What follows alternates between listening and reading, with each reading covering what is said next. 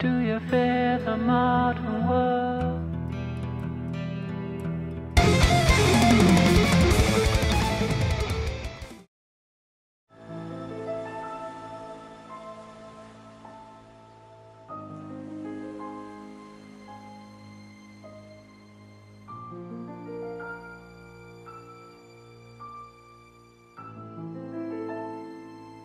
Bonjour les amis.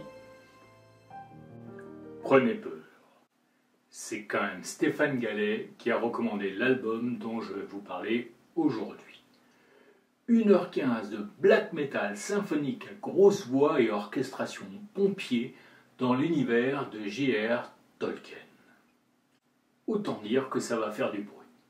Presque tout le monde a entendu parler de The Hobbit de Tolkien. Certains ont même vu la trilogie de The Lord of the Rings au cinéma. D'autres ont été jusqu'à lire le livre en entier. Plus rares sont ceux qui se sont plongés dans le Silmarillion, cette compilation de récits inachevés qui ébauche la mythologie de l'univers de Tolkien. Moi, j'ai commencé par ça. Akalabeth nous plonge dans les récits du Deuxième Âge. La pochette illustre d'ailleurs la chute de l'île de Númenor vers 3000 DA.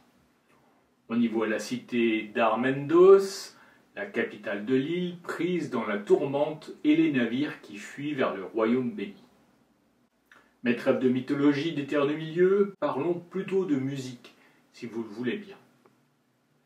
Unfoglir est un duo du Montana né en 2004 et formé de Lord Boglir et de Gris, deux fondus de Tolkien qui sortirent leur premier album en 2008. Jouer du métal symphonique à deux, ce n'est pas évident. Et les orchestrations qui dégoulinent des 4 morceaux sont évidemment numériques. Oui, j'ai bien dit 4 morceaux pour 1h15 de musique.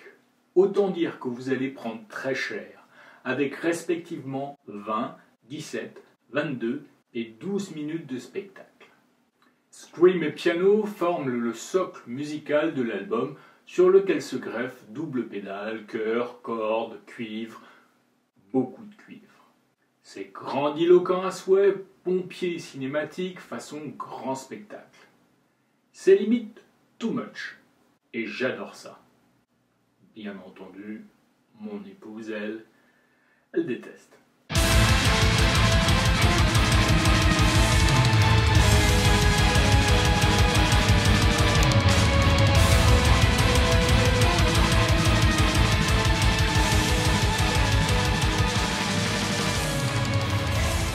Moi, c'est clairement l'ouverture au piano dans The Rise of Númenor qui a titillé mon oreille.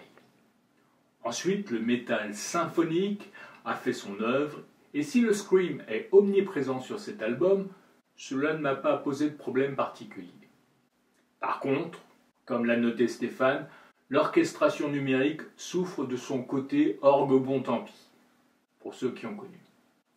Les samples, particulièrement ceux des cordes, manquent de caractère et lors d'une écoute au casque, ça pique vraiment beaucoup.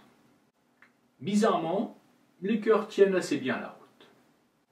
Pour continuer à parler des choses qui fâchent un peu, j'ai trouvé quelques thèmes musicaux honteusement pompés à des œuvres cinématographiques bien connues, tout particulièrement dans The Inevitable Truth of Time, qui me fait beaucoup penser à la BO du film Dune de David Lynch vers la 9e minute.